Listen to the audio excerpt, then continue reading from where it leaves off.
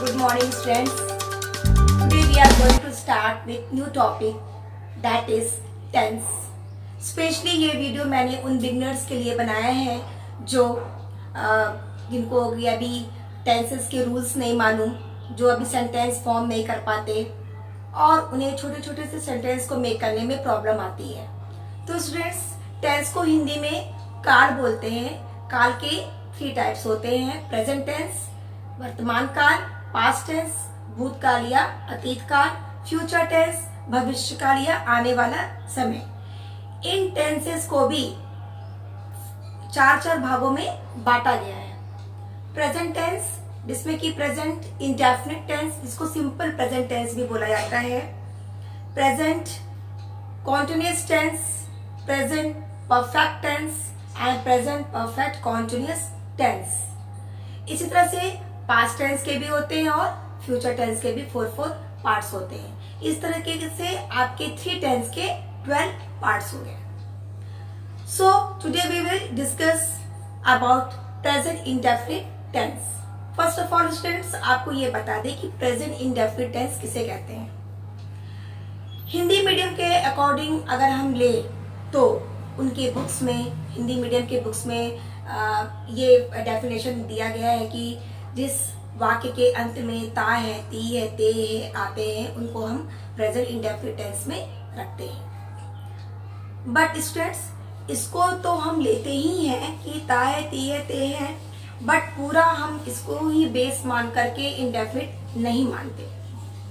हम another word में अगर कहें तो जिस चीज को हम डेली रूटीन में रखते हैं या जो भी चीज हमारे हैबिट में होता है, डेली करने की हैबिट जिसकी होती है, उसे हम प्रेजेंट इंडेफिनिट टेंस में रखते हैं। जैसे आप मॉर्निंग में उठते हैं और कहते हैं मैं सुबह जल्दी उठा, मैं स्कूल जाता हूँ, फिर मम्मी खाना बनाती हैं, पापा ऑफिस जाते हैं, मेरी बहन रोती है, मैं नहीं जाता हूँ, मैं नहीं खाता हूँ। तो इस टाइप से जो डेली रूटीन के जो वर्ड्स होते हैं और हमारे हैबिट में शामिल होते हैं कि वो हमें करना ही है, इसको हम इंडेफिनिट टेंस में रखते हैं। तो चलिए कुछ स्ट्रक्चर देख लेते हैं कि इंडेफिनिट टेंस के स्ट्रक्चर कैसे बनते हैं। सबसे पहले हमारा होता है सब्जेक्ट।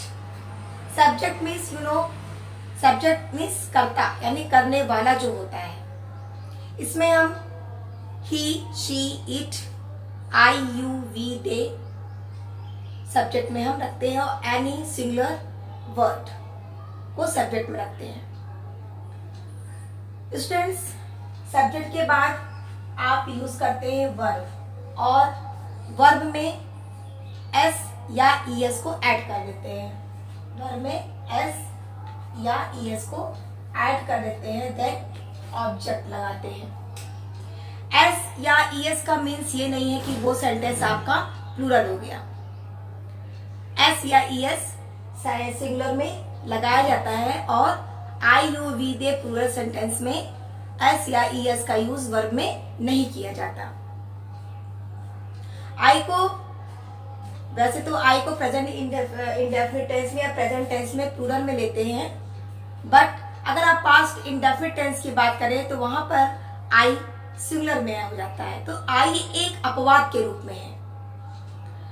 वहां पर पास्ट इंडेफिनिट टेंस में आई के साथ वर्स का यूज किया जाता है, आई के साथ पर का यूज नहीं करते। तो आई जो है वो आपका अपवाद के रूप में हो गया। बाकी आपका जो भी शब्द बचे, वर्ड्स बचे, जैसे he, she, it, you, we, they, any singular word, तो ये सब आपके सब्जेक्ट में आएंगे। तो इस तरीके से आपके स्ट्रक्चर आपका तैयार हो। क्लियर? तो चलिए सेंटेंस स्टार्ट करते हैं। जैसे कहना है वह गाना गाती है, वह गाना गाती है। अब बच्चों ये आपको पता है, वह तो जो गर्ल्स होती हैं फीमेल के लिए हम शी का यूज करते हैं, शी। अब इसका स्ट्रक्चर क्या है? सब्जेक्ट के बाद आपको वर्ब रखना है। ओके, शी सिंग्स, यानी शी आपका क्या है, शी आपका सिंगुलर है तो इसमें सिंग में एस ऐड हो जाएगा और she sings a song, she sings a song. Way school जाते हैं, अगर आपको बनाना है वे स्कूल जाते हैं तो क्या हो जाएगा, वे का इंग्लिश क्या हो जाएगी, दे। अब चूंकि दे क्या है, प्लूरल है, तो उसका वर्ब क्या हो जाएगा, जाने का, go. They go to school, वे स्कूल जाते हैं। इसी तरह से तुम पिक्चर देखते हो, यू सी अ मूवी। हम गेम खेलते हैं, जैसे करना है, हम गेम खेलते हैं तो आपका क्या हो जाएगा, हम की इंग्लिश क्या होती है, वी, तो यहाँ पे वी लगाएंगे। खेलने की इंग्लिश क्या होती है, प्ले, तो चूंकि वी क्या है, प्लूरल है, तो प्ले आपका एज इट इज रहेगा।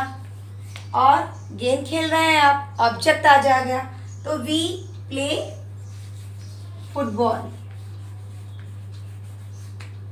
तो इसका स्ट्रक्चर ऐसा होता है, सब्जेक्ट देन वर्ब, अगर सिंगुलर है तो ऐसे ईएस आप ऐड कर देंगे, देन ऑब्जेक्ट, और अगर प्लूरल है तो आपका सब्जेक्ट, सब्जेक्ट के बाद नहीं लगेगा, एस या ईएस नहीं लगेगा, देन आपका ऑब्जेक्ट तैयार हो जाता है। ओके, समझ में आ गया।